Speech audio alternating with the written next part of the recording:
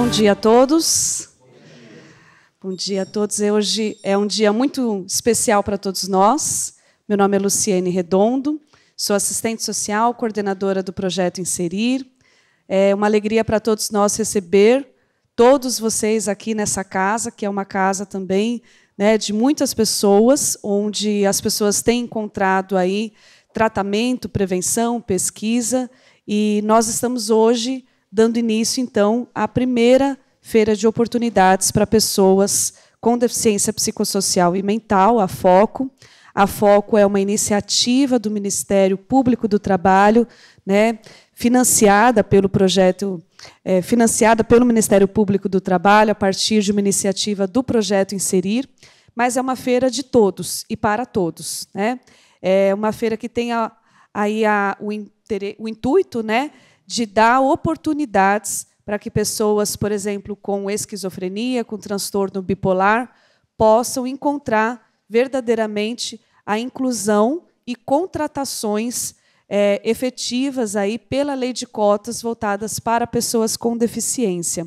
Então, nós esperamos que essa seja a primeira de muitas feiras, né, a primeira, para que possa dar continuidade e ser replicada em outros locais também, e chamando a atenção aí sobre a necessidade desse segmento. Nós estamos também comemorando que esta foi a semana de conscientização sobre a esquizofrenia. A esquizofrenia tem aí como referência esse lacinho verde que vocês estão vendo algumas pessoas utilizarem aí também, que mundialmente é reconhecido com esse símbolo, mas que é principalmente para nós levarmos o tema da esquizofrenia para toda a sociedade, né? Não apenas no campo de saúde mental, mas para que todos também possam incluir e conhecer. Vamos dar início, então, a esse cerimonial. Nós teremos um dia muito cheio, até às 16 horas, com palestras aqui nesse ambiente, mas aqui, agora, nós vamos chamar algumas pessoas, autoridades que representam, né, os direitos das pessoas com deficiência, saúde mental também, políticas públicas e também trabalho, e, claro, também aqui também desta casa. Então, para compor esse momento à mesa, eu quero convidar o Dr. Ari Gadelha. Ele é diretor do PROESC Unifesp, também está aqui como coordenador também do projeto Inserir, para ele estar conosco. Pode se sentar.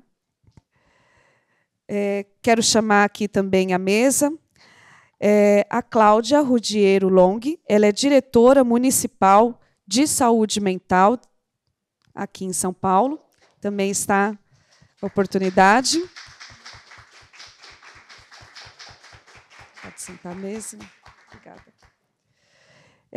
Só reforçando que esse cerimonial e todas as palestras elas estarão sendo veiculadas também, já estão sendo veiculadas ao vivo, né, a transmissão pelo canal no YouTube do PROESC, Programa de Esquizofrenia. Tá? Então, é só... E nós vamos colocar também ali da Foco Psicossocial o link de acesso para que vocês possam também compartilhar. Depois vai migrar esse vídeo, né, todas as palestras e apresentações serão migradas para o canal no YouTube da Foco Psicossocial também.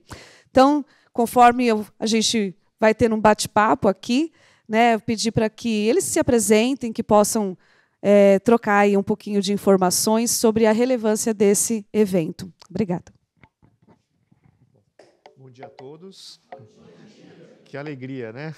Depois de tantos meses de preparação, a gente poder chegar nessa primeira feira de oportunidades, de contratações para pessoas com deficiência psicossocial. Isso é um sonho, né, Cal? Quantos anos que a gente se conhece, que a Luciene vem trabalhando arduamente nessa causa. Uma causa tão necessária, não só para as pessoas com deficiência, mas para a sociedade como um todo. Eu sempre falo, todo mundo tem dificuldade.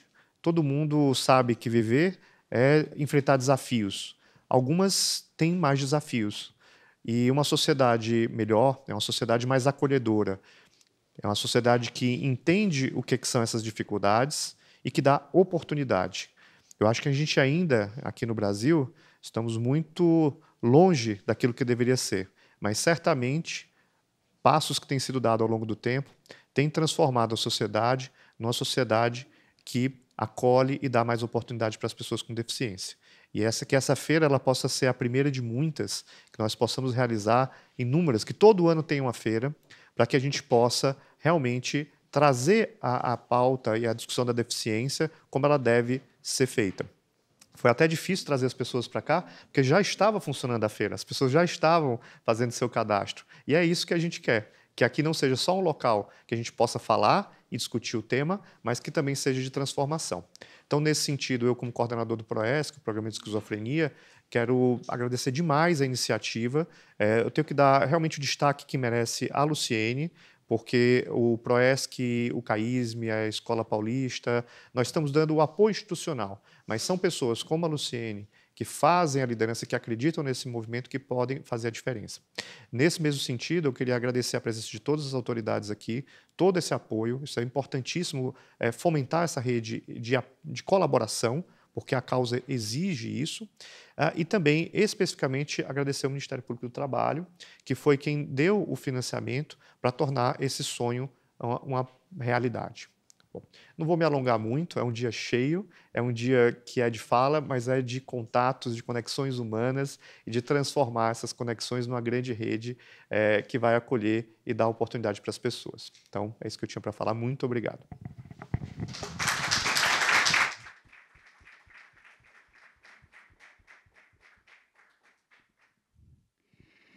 Olá, bom dia a todos. Todo mundo acordado, muito bem. Ari, Luciene, agradecer muito a oportunidade da Secretaria Municipal de Saúde estar aqui hoje, na minha figura representada. Eu vou primeiro fazer minha autodescrição, tá bom? Eu sou uma mulher branca, de cabelos castanhos na altura do ombro, estou usando um vestido verde, uma sandália marronzinha e um colar mais ou menos bege também. Uso óculos e, enfim, e me apresentar também, né? Eu sou Cláudia Rogero Long, eu sou médica psiquiatra de formação, eu estou na direção da Divisão de Saúde Mental da Secretaria Municipal de Saúde. Lá a gente tem várias iniciativas aí no campo do trabalho, não de forma tão estruturada, acho que como vocês têm aqui, mas a gente trabalha muito, principalmente no foco da economia solidária, né? A economia solidária é um termo que foi aí idealizado aí por Paul Singer, né? Que trabalha com foco em 4 grandes pilares, que é a cooperação, a autogestão, solidariedade e uma ação produtiva, né? Sempre econômica. A gente tem no município de São Paulo, ligado à Secretaria Municipal de Saúde, 2 pontos de economia solidária, que abarcam ali uma série de iniciativas, tanto de usuários dos serviços de saúde da gente, quanto outros trabalhadores, outras iniciativas. Um deles fica lá no Butantã, na Avenida Corifeu, bem no comecinho, ali pertinho do Fórum do Butantã. Eu convido todos a conhecer, é uma experiência bem interessante. E o outro fica na Praça Benedito Calixto, acho que todo mundo conhece a feirinha, né, da praça ali em Pinheiros, a feirinha que ocorre aos sábados, mas o ponto não abre só aos sábados, né? Está ali dentro do prédio da associação de moradores ali do entorno. E a gente trabalha muito nessa ótica de produzir espaços de produção de trabalho, né? Além disso, a gente tem uma iniciativa que é uma parceria com a BATS, antiga Sociedade Pestalozzi, onde a gente tem uma oportunidade lá de 100 vagas de inclusão de pessoas com deficiência psicossocial, dentro de um projeto de emprego apoiado, de formação para o emprego apoiado, que é uma outra iniciativa também bastante importante. Fico muito contente, chamei toda a nossa rede Não sei se tem aqui usuários lá dos nossos CAPs, dos nossos SECOS aqui, mas, enfim, divulguei para todo mundo, deve ter muita gente ouvindo aí, né, as palestras. Dizer que, enfim, estou aqui muito contente. Espero que daqui surjam frutos para mais parcerias. Ari, Luciene, a gente conta com isso, para que a gente possa expandir aí essas possibilidades de trabalho dentro da nossa rede. A gente tem um centro de convivência e cooperativa, que a gente tem 23 SECOS, né? Eles chamam SECOS, são espaços de produção de saúde, de promoção de saúde, aonde a maioria deles trabalha já com a inclusão através da economia solidária. Então, a gente tem aí uma série de embriões aí, e a ideia é que essas iniciativas migrem para esses pontos, né? Precisa aumentar o número de pontos de economia solidária aí na cidade, mas a ideia é a gente poder dar oportunidade, né? Eu estava conversando com a Vera, o quanto mudou a vida da Vera, né? O trabalho, né?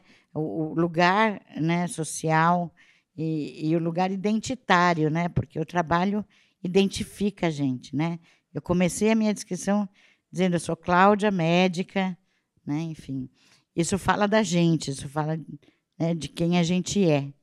Então, é muito importante que a gente tenha muitas oportunidades como essa, de divulgação dessas oportunidades e trazer, de fato, quem precisa com quem oferta, né? E fazer esse encontro tão bonito que vocês estão fazendo aqui hoje. Parabéns pelo evento. Estou muito feliz de estar aqui. Obrigada.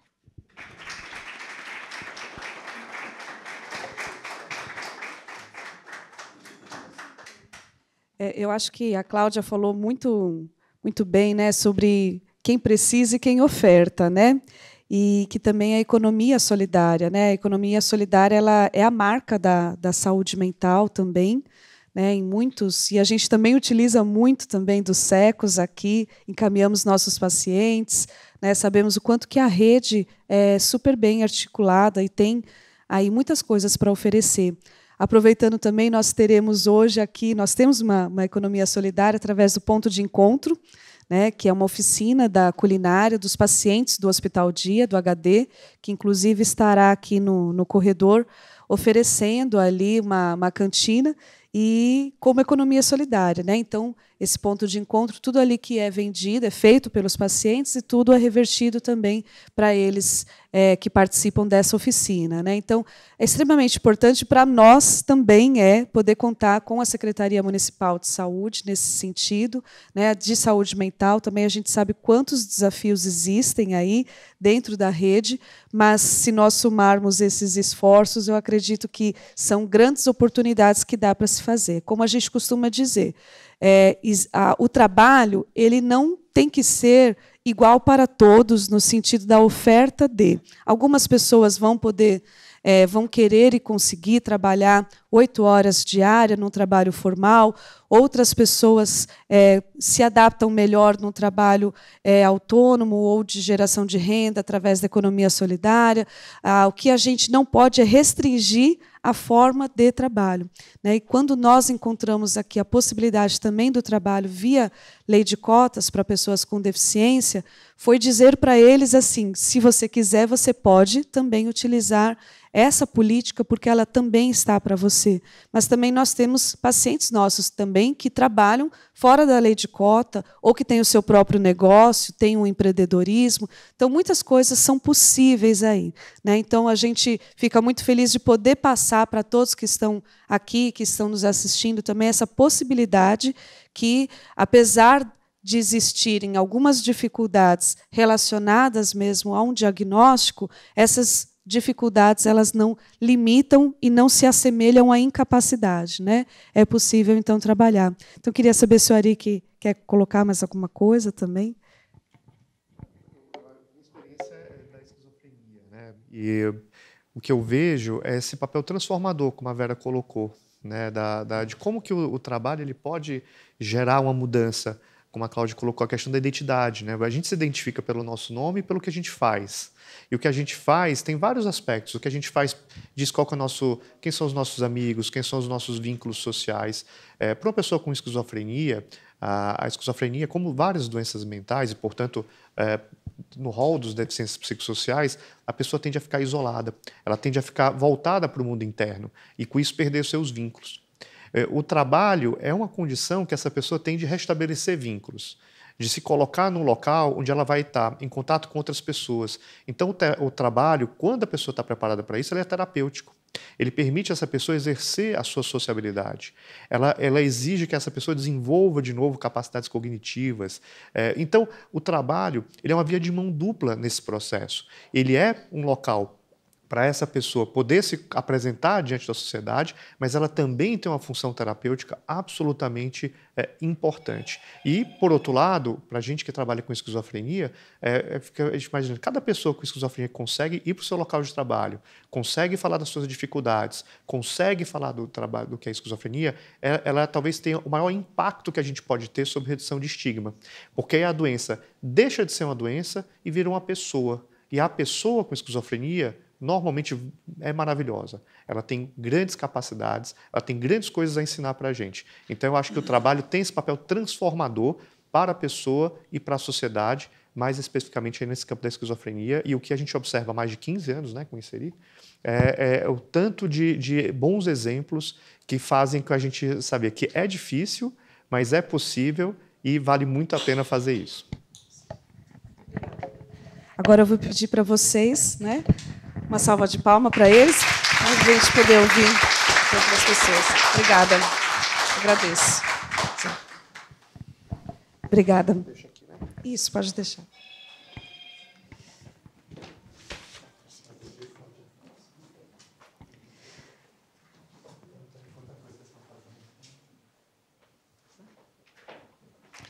Também quero convidar para estar se apresentando, falar conosco, a deputada estadual Andréa Werner. Ela é coordenadora da Comissão Estadual de Inclusão de Pessoas com Deficiência, está com oportunidade para se juntar a nós aqui.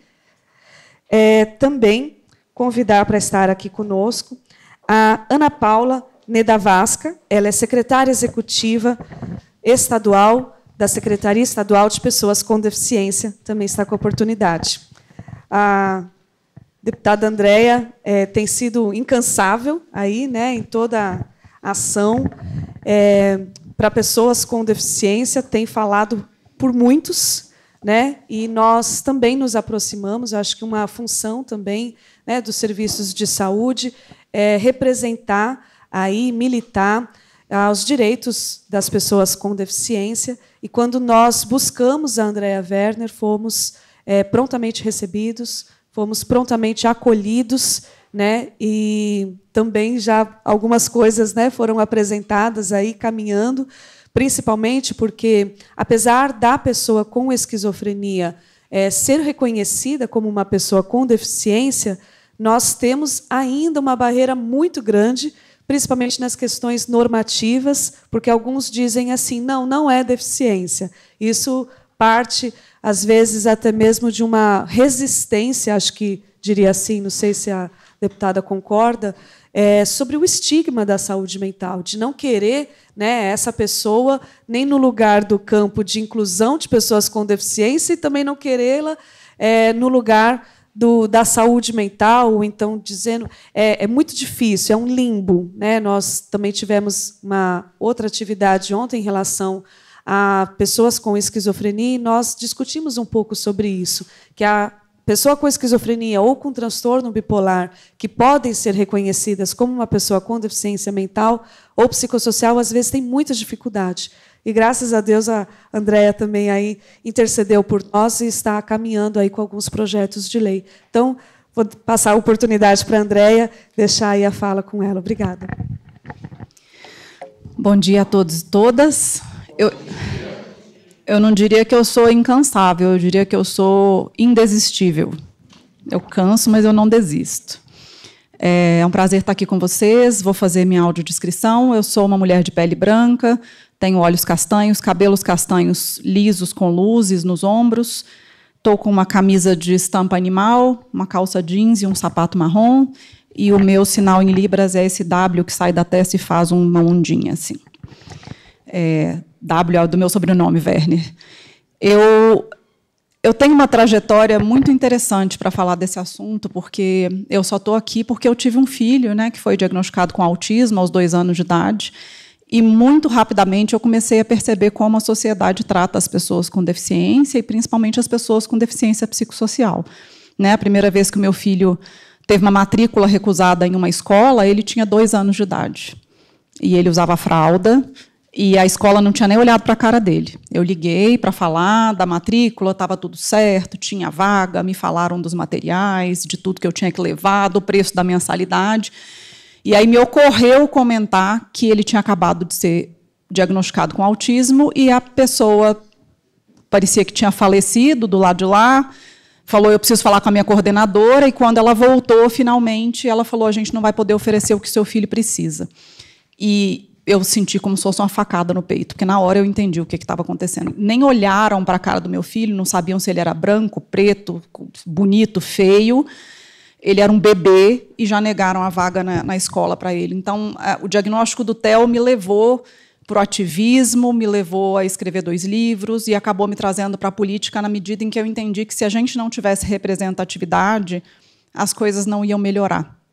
E a gente montou ali na LESP o gabinete que a gente chama de Gabinete da Inclusão, e tem vários motivos pelos quais eu chamo de Gabinete da Inclusão. Né?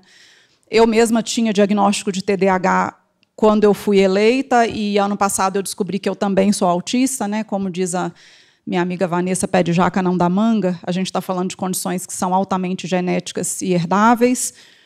O meu chefe de gabinete é bipolar, é casado com um autista. A minha jurídica é autista, mãe de trigêmeos autistas, casada com um homem autista. Então, se tem uma coisa que a gente tem vivência ali, é deficiência psicossocial. E fizemos vários projetos de lei a esse respeito, não só de empregabilidade para pessoas com deficiência psicossocial, mas um que eu acho muito importante, que é da conscientização. Eu protocolei um projeto de lei sobre Semana de Conscientização das Deficiências Psicossociais. Porque as pessoas não sabem o que é isso, gente. As pessoas não sabem o que é isso. E eu acho que um dos maiores problemas que a gente tem por as pessoas não saberem o que é isso é que ainda eu percebo muito desconhecimento sobre o que é acessibilidade para quem tem deficiência psicossocial. A gente teve uma grande revolução e um grande avanço nos direitos das pessoas com deficiência desde os anos 60, puxado pelas pessoas com deficiência física. Né? Então, a gente teve todo o conceito de modelo social, de deficiência, de que a deficiência está no meio e não na pessoa, e isso trouxe muitos avanços, porém, eu ainda vejo muitos equívocos quando a gente está falando de acessibilidade para quem tem deficiência psicossocial, e isso se reflete muito quando a gente fala da escola, principalmente. Porque ainda se acha que colocar uma pessoa como auxiliar de uma pessoa autista ou com outra deficiência psicossocial é excluir esta pessoa. E isso é um equívoco imenso, porque para uma pessoa que tem uma deficiência psicossocial, muitas vezes a acessibilidade vai ser alguém que o ajude a se comunicar, alguém que o ajude a interagir, alguém que o ajude adaptando um material para que aquilo fique mais fácil dele compreender, porque ele tem um cérebro diferente. A gente está falando de pessoas que têm uma configuração cerebral diferente. Né? Então, falta muito conhecimento, até sobre formação de professores, porque se diz que o professor ele só precisa saber de educação, ele não precisa saber da deficiência, e isso até faz sentido quando você está falando de uma deficiência física, porque isso não vai mudar a forma como o professor ensina aquela pessoa. Mas e quando a deficiência está no cérebro? E ela impacta na forma com que aquela pessoa aprende, com que ela vê aquele conteúdo, com que ela absorve, como ela se comunica. Então, a gente tem passos gigantes para dar ainda para que pessoas com deficiência tenham acessibilidade na escola, deficiência psicossocial e no mercado de trabalho. Como a gente faz? Como é que está essa questão dos empregos apoiados? Isso evoluiu? Tem, de fato, inserido pessoas com deficiência psicossocial no mercado de trabalho? O meu filho, que é um autista grau 3, que vai fazer 16 anos agora no mês de junho, vendo o mercado de trabalho como ele é atualmente, eu não consigo ver o meu filho inserido no mercado de trabalho. Porque, ao contrário desses mitos que rolam por aí, que autistas têm talentos superiores em alguma área, o meu filho não. O meu filho é uma pessoa bem normal, com relação a isso, e ele tem deficiência intelectual, não tem um super interesse em nada. Então, onde que eu vou conseguir inserir o meu filho para que ele, de fato, se sinta produtivo, se sinta feliz? Eu não consigo ver nesse mercado de trabalho atual. Além disso tudo, eu tive um tio com esquizofrenia, irmão do meu pai. Convivi com essa história desde cedo, com todos os estigmas, com todas as informações erradas, né? Eu cresci ouvindo que o meu tio tinha esquizofrenia porque a minha avó teve problema no parto. Aí depois já veio uma história que foi um trauma, porque o irmão mais novo dele morreu por causa de uma arma que ele deu de presente para caçar passarinho. E aí, quando eu fui ter o TEL, e aí eu fui me informar sobre autismo, é que eu fui descobrir que essas genéticas são todas relacionadas. Então, não é à toa que eu tenho um tio com esquizofrenia, eu sou autista, o meu filho também é autista. É tudo muito interligado, e a gente está falando de condições genéticas, mas ainda tem esse desconhecimento também. Então, por isso o projeto de lei da conscientização sobre a Semana das Deficiências Psicossociais, porque a gente precisa tirar esses estigmas, trazer a informação da ciência mesmo, porque todas essas pessoas, quando têm acesso a tratamento digno, o tratamento que elas precisam, elas podem ser pessoas felizes, com mais autonomia, podem estar no mercado de trabalho. O problema é a gente conseguir políticas públicas, porque isso precisa de investimento. Né? Autismo, por exemplo, a gente está falando de um diagnóstico precoce, uma intervenção precoce e intensiva, baseada em ciência, e isso pode mudar o futuro dessa criança, pode fazer dela ser uma pessoa sem autonomia para ser uma pessoa que tem autonomia. Né?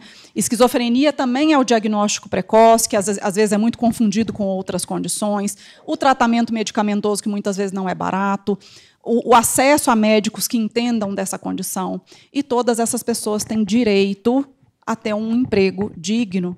Então, a gente tem muito que trabalhar ainda para que isso aconteça, mas eu queria deixar o gabinete à disposição. A gente está lidando atualmente com uma média de 170 denúncias por dia de violações de direitos de pessoas com deficiência em todos os âmbitos, na escola, na saúde, no mercado de trabalho. A gente tem um time de acolhimento formado por 6 pessoas que está ali só para fazer o que eu fazia antes, que era acolher as mães, ouvir, informar, qualificar essa denúncia que vem, às vezes orientar a mãe, olha, você precisa ir na defensoria, você precisa ir no CRAS, você precisa ir no Ministério Público, e muitas vezes, com o número de denúncias que a gente recebe, ou se a denúncia é muito grave, eu oficio uma prefeitura, oficio uma secretaria da saúde, da educação, vou conversar com um secretário, porque as pessoas já entenderam que agora tem um gabinete ali na LESP, que a pauta exclusiva é essa, e a gente, de fato, trabalha, não incansavelmente, mas a gente não desiste. Né, principalmente porque todos nós ali vivemos essa causa em algum nível. Então, contem com a gente, porque é a causa da minha vida, da minha família e de todas as pessoas com quem eu formei vínculos depois do diagnóstico do TEL, que se tornaram grandes amigas. Inclusive, domingo passado, a gente perdeu uma grande, grande pessoa, que era uma das minhas melhores amigas, mãe de 3 autistas, a Liliane Senhorini, professora, uma professora amorosa, que se especializou, que estudou para poder atender melhor os seus alunos com deficiência psicossocial. E cada vez que eu volto nas nossas conversas no WhatsApp, porque é assim que eu estou vivendo o meu luto, eu fico vendo como ela era uma pessoa rara, que só tinha amor para dar, ela era uma pessoa, de fato, muito boa para esse mundo. E uma das preocupações dela é o filho mais velho dela, que é um autista grau 1, que tinha feito faculdade, mas que não estava se dando bem no mercado de trabalho, não estava achando um lugar onde ele ficasse feliz para trabalhar. E eu espero que a gente consiga que a Liliane fique tranquila onde quer que ela esteja, que o filho dela vai estar bem encaminhado, não só o mais velho, como o do meio, que é um autista grau 3, como o mais novo, e que todas as famílias de pessoas com deficiência psicossocial possam ficar tranquilas, e principalmente aqui me falando num lugar de mãe, que, apesar de ser autista, tem uma boa autonomia. A gente quer ficar tranquila para morrer. Né? A gente quer saber que nossos filhos estão encaminhados, que eles não vão para a rua depois que a gente morrer, porque a Liliane é uma coisa que ela falava assim, eu quero ter o direito de morrer, eu queria ter o direito de morrer. Ela nunca imaginou que ela ia falecer tão nova, com 46 anos, por causa de dengue, gente, por causa de um mosquito. Então, essa vida é muito injusta, e a Liliane, nessa última semana, tem sido o que tem me dado mais forças para continuar, para não desistir, para insistir, não só pelos filhos dela, mas por todos os nossos filhos, para que essa sociedade finalmente entenda o que é a deficiência psicossocial e como a gente pode melhorar esse ambiente para que, de fato, a gente seja uma sociedade inclusiva. Acho que é isso. Muito obrigada.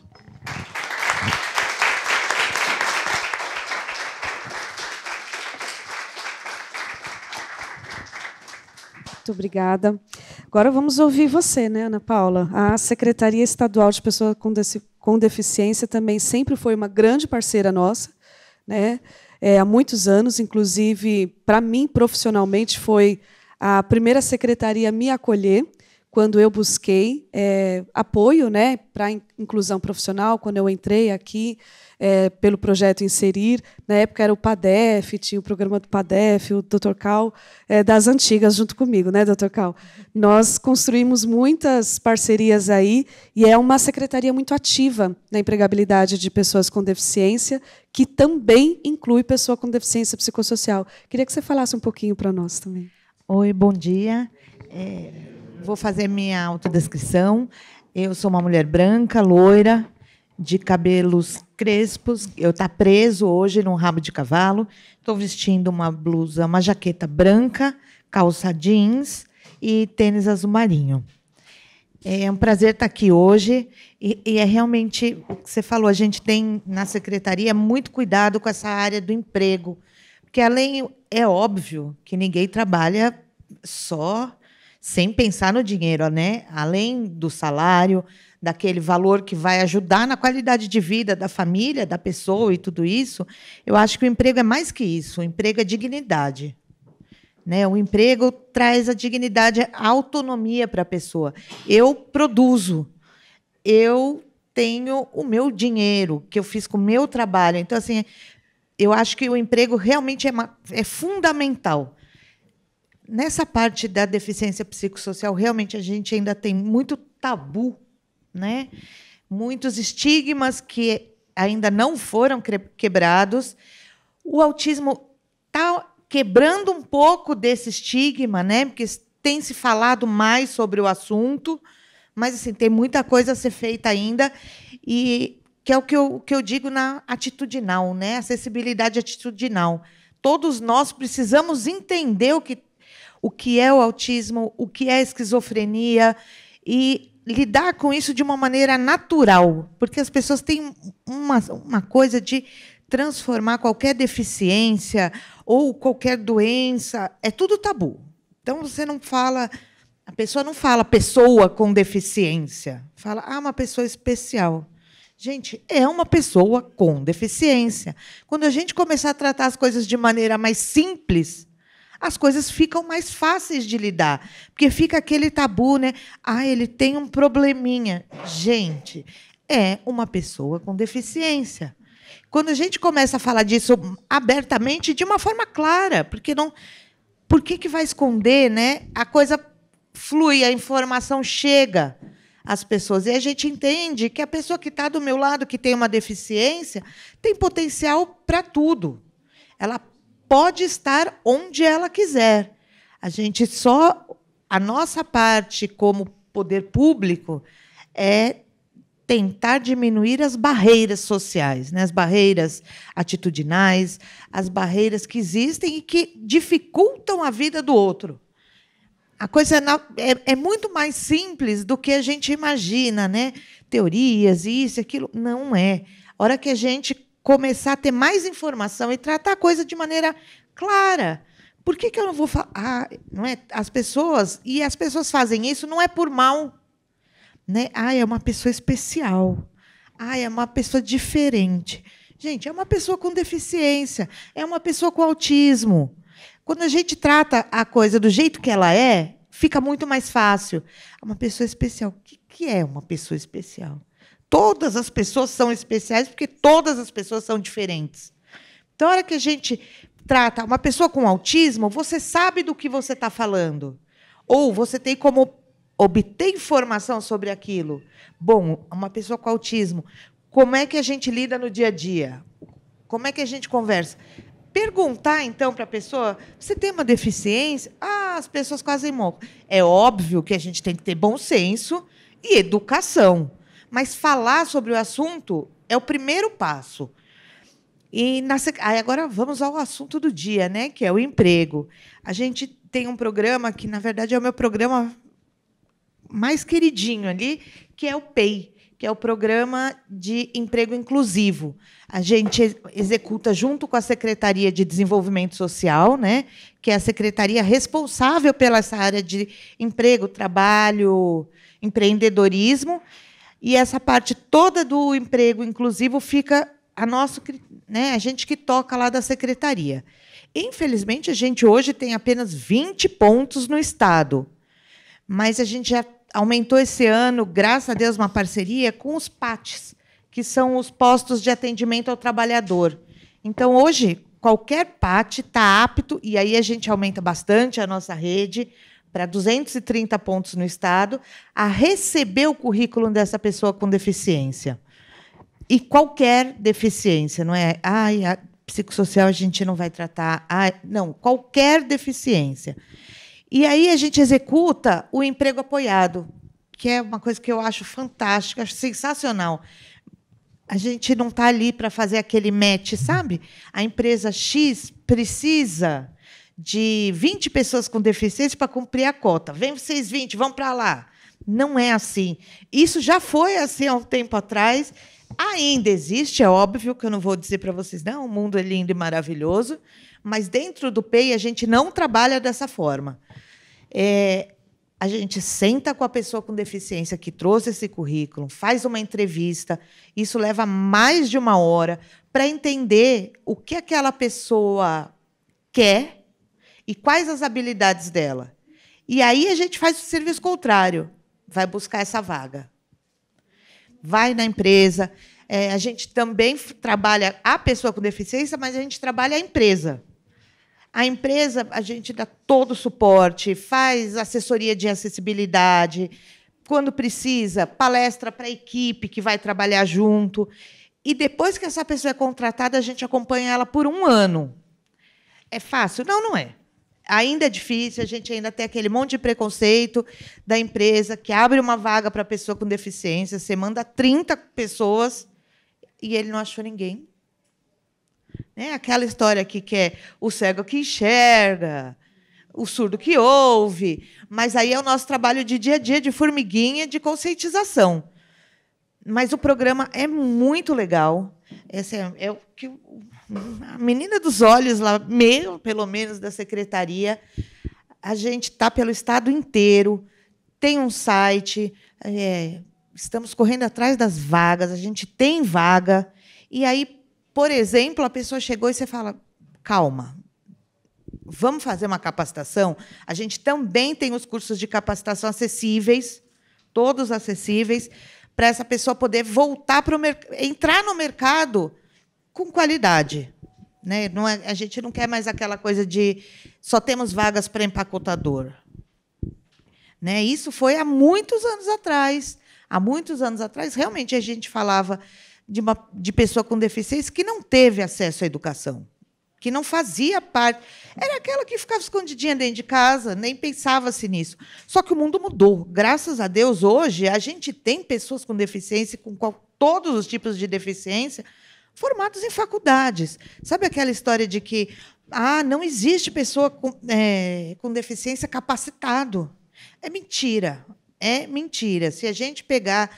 E já foi feito esse estudo, eu sou ruim desses estudos matemáticos, então nem sei dizer para vocês números, mas se você pegar o número de pessoas com deficiência que cursaram uma faculdade, é maior do que o número de vagas da lei de cotas. Então, existem as pessoas. As pessoas com deficiência estão capacitadas e estão aí. E as que ainda não estão capacitadas, a gente está aberto e tem que oferecer capacitação. Porque o emprego é dignidade. Acima de tudo, é óbvio que a gente precisa de sustento, precisa de dinheiro, precisa de tudo isso. Mas, acima de tudo, é dignidade. É você ser produtivo, você conseguir o seu dinheiro com o seu trabalho. Gente, isso muda tudo na vida. Então, assim, a secretaria está aberta para todo mundo. Vocês tive uma ideia, vamos pensar nisso, vamos ampliar de tal forma, vamos fazer uma capacitação específica para o pessoal tratar da deficiência psicossocial. A gente está de portas abertas, adoro ideias malucas, que as pessoas adoram essas ideias malucas. E o que vocês precisarem, podem contar com a gente. Assim, qualquer parceria que precisar para cá, pode chamar, que eu estou aqui. Obrigada. Obrigada.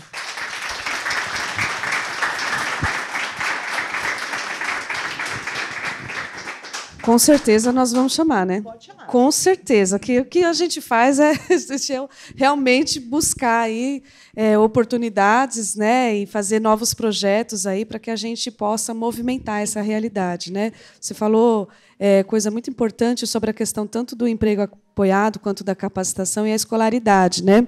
Nós vamos depois divulgar um balanço sobre os inscritos nessa feira, mas nós já demos uma olhada e mais de 50% dos inscritos cadastrados, eles já possuem o ensino superior, né? Então, essa realmente é um mito que muitas vezes trazem, né? A pessoa com deficiência, às vezes não tem uma escolaridade e acabam colocando em vagas, né, de nível operacional, ou então não conseguem colocar vagas que superem até mesmo a renda salarial de um salário mínimo, né? E que fica, às vezes, também aquela discussão sobre eu trabalho ou eu fico no benefício ou na aposentadoria, coisas assim, né? Então, isso é uma discussão extremamente importante e nós teremos também pessoas que vão falar hoje ainda, né, sobre isso nas nossas palestras. Acompanhem nas redes sociais. Quem chegando agora, né, estamos ao vivo pelo canal do Proesc no YouTube. Depois também essas palestras e essa cerimonial aqui, essa abertura também vai para o canal da Foco Psicossocial. Todos vocês poderão acompanhar. Então, eu agradeço as duas pela oportunidade, pela apresentação e pela parceria nesse projeto. Muito obrigada, queridas.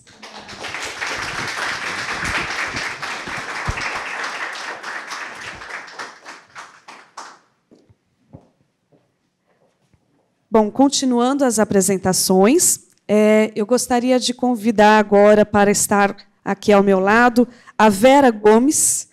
A Vera, ela é uma pessoa com deficiência psicossocial. Ela representa hoje aqui todas as pessoas com deficiência psicossocial. Também é palestrante na comunidade de fala. Vai se apresentar melhor, porque tem muito mais coisa do que isso só também, né? Também gostaria de convidar o Dr. José Carlos do Carmo, carinhosamente conhecido por muitos como Dr. Cal. Ele é coordenador da Câmara Paulista de Inclusão e auditor fiscal no Ministério de Economia, na divisão de fiscalização da Lei de Cotas. Ministério do Trabalho, perdão.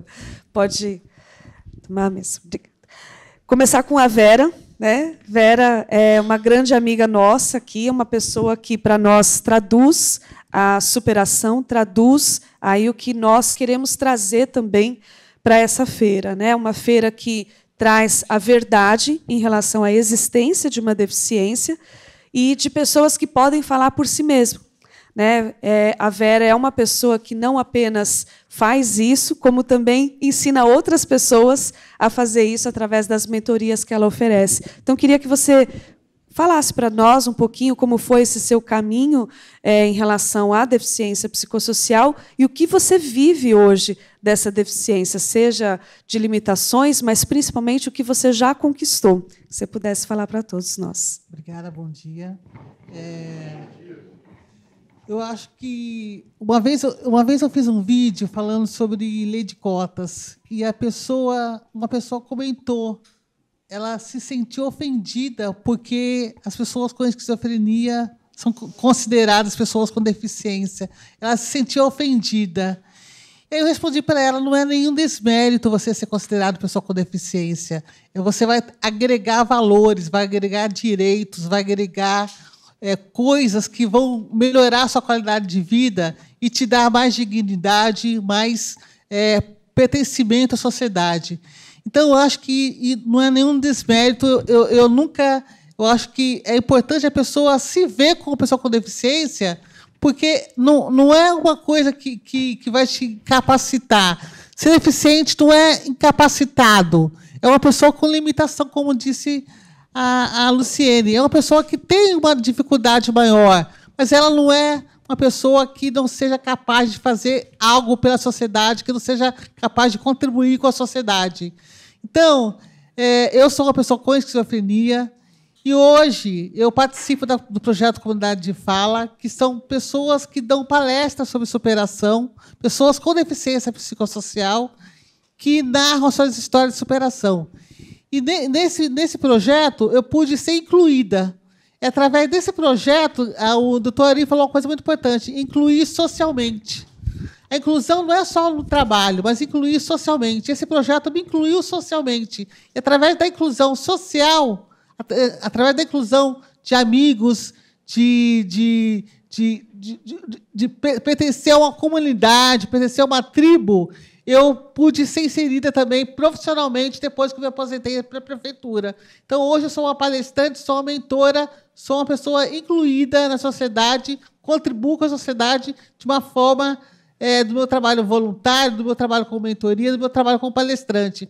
Então, eu acho que inclusão é tudo isso. É você se incluir socialmente, você se incluir no trabalho, é você se incluir como uma pessoa que tem capacidade de, como a Luciane falou, de ser alguém que responde por si, que ser alguém que pode realizar algo que não está no âmbito só da doença, mas que pode fazer algo que pode beneficiar outras pessoas, beneficiar a comunidade, beneficiar a sociedade. Então, acho que o meu recado que eu poderia dar é isso, né? Não é nenhum desmérito você ser considerado pessoa com deficiência, né? Se você tiver algum problema para aceitar isso, não tenha problema, né? Deficiência não é um mal, não é uma marca, né? Deficiência é só você ter um ritmo diferente, ter um aspecto diferente que te necessita de um cuidado maior, mas que você não é menos capaz por isso. Esse é meu recado.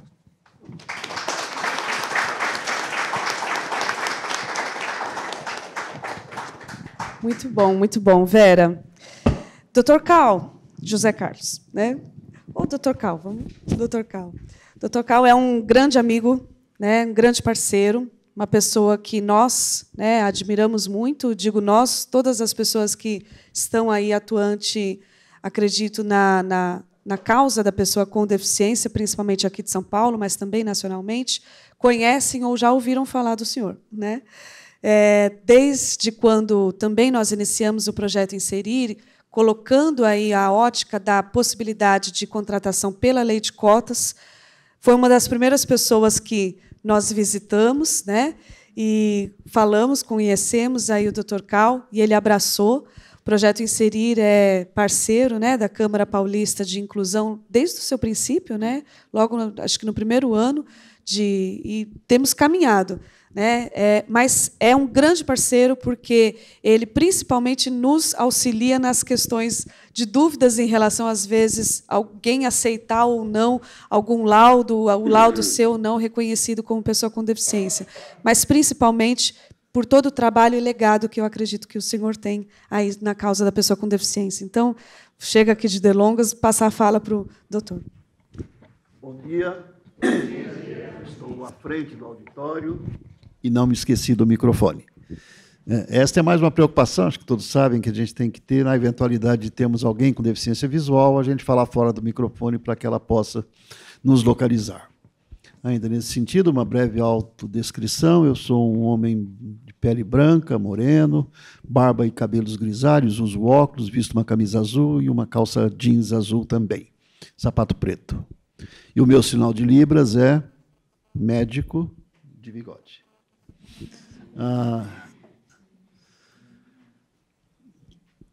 Eu mudei o que eu ia dizer inúmeras vezes no decorrer agora da nossa conversa, porque foram sendo levantadas tantas questões interessantes. O seu depoimento, eu acho que é assim, uma coisa muito legal.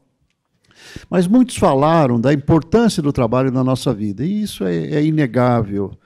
Eu acho que o trabalho é importante para a nossa autorrealização, mas também para o reconhecimento social. Eu já escrevi alguns livros a respeito do tema. Um deles eu falo da experiência da inclusão na indústria da construção pesada, que para mim é paradigmática. Se dá para incluir na construção pesada, dá para incluir em qualquer outro segmento. E um dos personagens do livro, eu entrevistei vários trabalhadores com deficiência em diferentes canteiros de obras pelo país, e num deles, ele trabalhava na construção de uma estrada, era um trabalhador com deficiência física e deficiência intelectual. E conversa vai, conversa vem, eu perguntei para ele se, terminada a jornada de trabalho, ele tomava banho e trocava de roupa. Ele falou, não. Né? E aí eu, né, com esse viés de fiscal do trabalho, já fui, depois da conversa, falar com dureza com o encarregado do canteiro de obras. Cadê o alojamento que a lei prevê que tem que ter, o vestiário? E ele disse, mas tem. Né? E eu disse, mas por que ele não toma banho e não troca de roupa? Disse ele, porque não quer. Porque ele faz questão de chegar no local onde mora, no bairro onde mora, com o uniforme sujo, para mostrar que ele é um trabalhador. Então, essa questão do trabalho, de fato, é fundamental. Mas tem mais ainda. Muito se fala em desenvolvimento sustentável. Não dá para a gente pensar, e aí não é só em termos de Brasil, é pensando globalmente. A Organização Mundial de Saúde estima que cerca de 15% da população, e esse número aumenta nos países menos desenvolvidos, né, tem algum tipo, convive com algum tipo de deficiência. Não dá para a gente pensar nesse enorme contingente de pessoas excluída do mercado de trabalho, vivendo às custas da assistência social ou de outras formas de caridade. E mais ainda também, né, este tipo de atitude, e quem dizia isso, imagina, era o Henry Ford, vale a pena ler a autobiografia do Ford, em que ele fala, ele até usa a palavra na tradução para o Brasil, que é um despautério. Despautério significa burrice. Né? Pensar que estas pessoas não podem contribuir para o desenvolvimento da economia e da sociedade. Por isso é que eu costumo dizer que as empresas que discriminam, né, mais do que agir de forma ilegal, que pode até dar cadeia, isso está previsto na lei, é uma atitude de burrice. Quer dizer, essas empresas, essas pessoas desperdiçam talento. Portanto, vale a pena fazer a inclusão. Sem contar que é um direito fundamental de cidadania previsto na nossa Constituição Federal e reforçado, né, por um outro diploma legal que é fundamental, que é a Convenção dos Direitos dos Direitos das Pessoas com Deficiência. Aliás, o primeiro Tratado Internacional de Direitos Humanos desse século, aprovado pelo nosso Congresso em 2008, sancionado pelo presidente da República, à época, o presidente Lula, em 2009. Tudo que está na Convenção tem o status de emenda constitucional, portanto, se coloca acima da legislação ordinária. E, dentre outras coisas, esta Convenção estabelece questões muito interessantes a partir da própria definição do que é deficiência. A deficiência, como todos nós sabemos, decorre de impedimentos que a pessoa possa ter, mas eu diria que, sobretudo e também, das barreiras que ela enfrenta na sociedade. Então, a deficiência não está no cérebro, é claro que está também, né, mas ela está, sobretudo, nas barreiras enfrentadas, né, pelas pessoas que têm esses tipos de impedimentos. Essa convenção, ela traz também uma coisa muito interessante, que mudou bastante o nosso modo de fiscalizar. Até a convenção, nós tínhamos como principal referência legal o decreto 5.296, de dezembro de 2004. E lá, ao tipificar os tipos de deficiência, ainda naquela visão clássica, que ainda é muito forte, muito arraigada na cabeça das pessoas, que é a chamada visão biomédica, né, em que se pensa qual o diagnóstico da CID, como se isto fosse sinônimo de deficiência que a pessoa tem.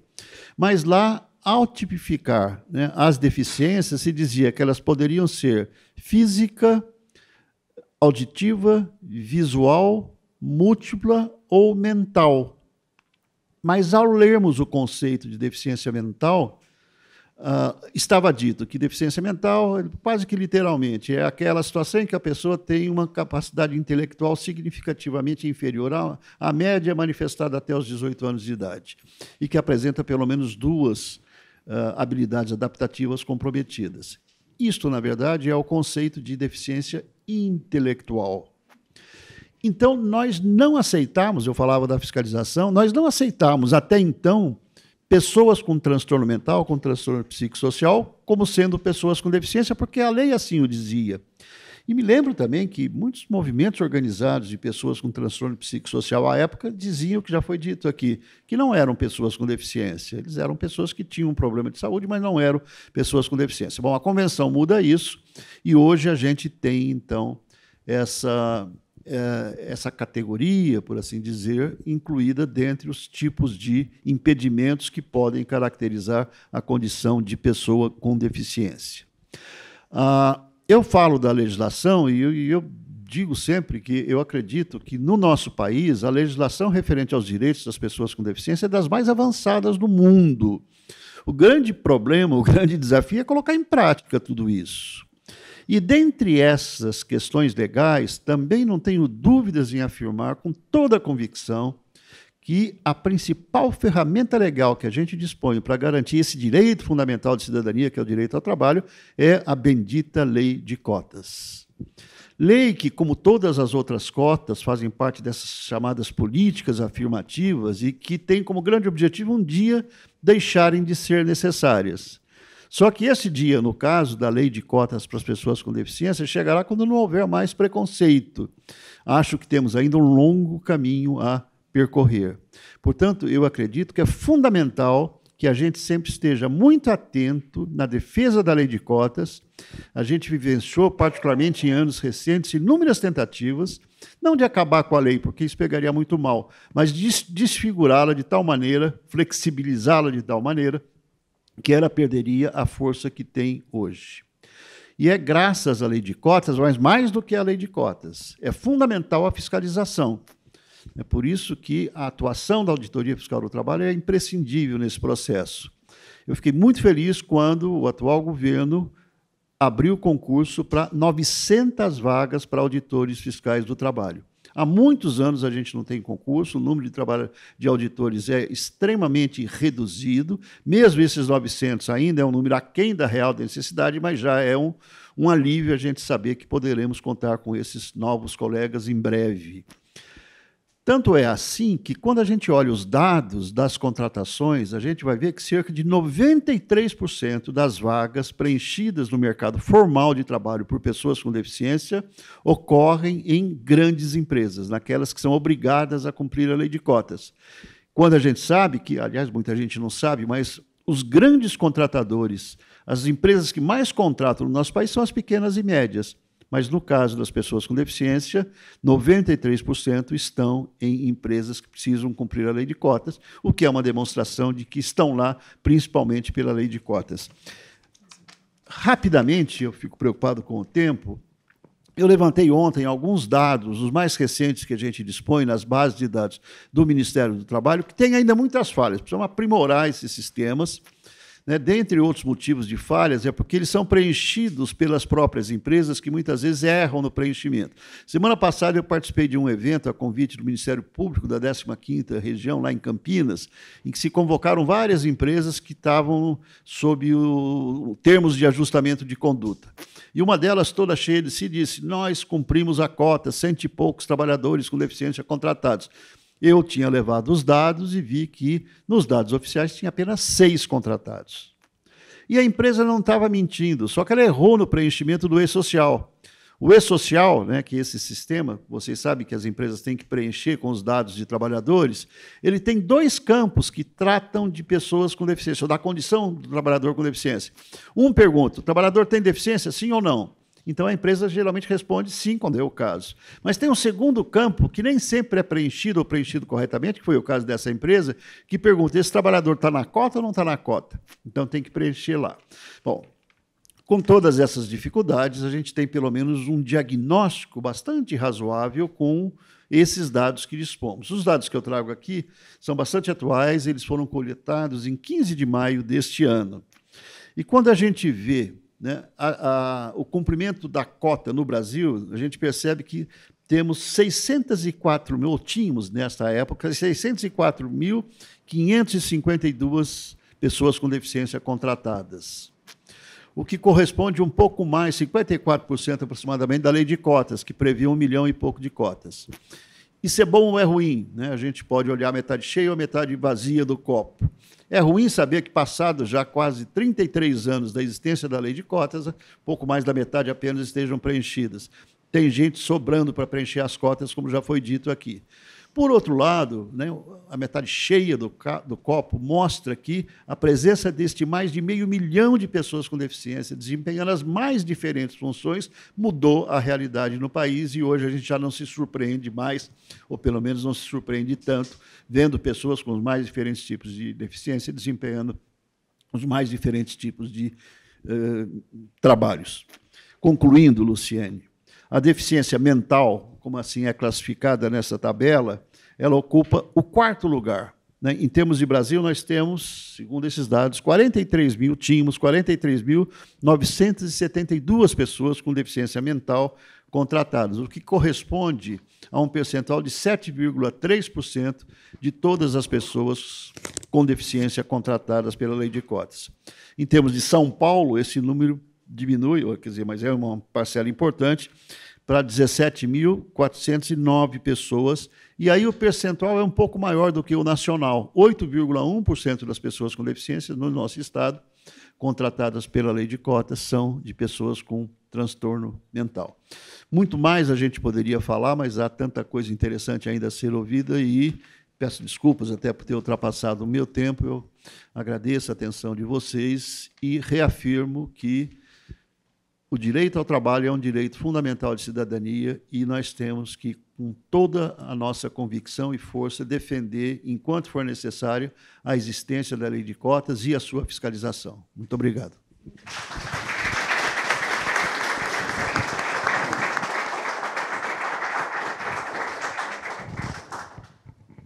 Muito obrigada. Nós vamos encerrar, né? Mas eu quero deixar registrado aqui nossa gratidão também, né? Não esteve presente a Silvia Greco, secretária municipal da pessoa com deficiência, por uma questão de conflito de agenda, pediu desculpas pela ausência. Também não esteve presente aí por conta de dengue, né, diagnóstico de dengue, Dr. Rafael Dias Marques, procurador do Ministério Público do Trabalho, que hoje está na 15ª região, que o senhor foi, né, lá em Campinas, e na verdade, é a pessoa, né, que acolheu esse projeto que nós estamos fazendo hoje, que é financiado através de uma TAC, né, do Ministério Público do Trabalho do Estado de São Paulo. Né? Então, nossa gratidão ao Dr. Rafael Dias Marques também. Também nossa gratidão à Rosângela Sintra, que está ali no fundo, né, representando a diretoria clínica do CAISM Vila Mariana, que é esse espaço que nós estamos. Não seria possível, né, nós também recebermos todos vocês e ter a feira se não fosse também o trabalho, né, aí dos bastidores de tudo que tem sido feito, como o doutor Ari falou antes, né, a gente está há meses aqui programando e se planejando e preparando para que hoje seja um dia aí de sucesso. Né? Então, eu vou encerrar para nós darmos continuidade às palestras que serão transmitidas ao longo do dia inteiro aqui nesse espaço.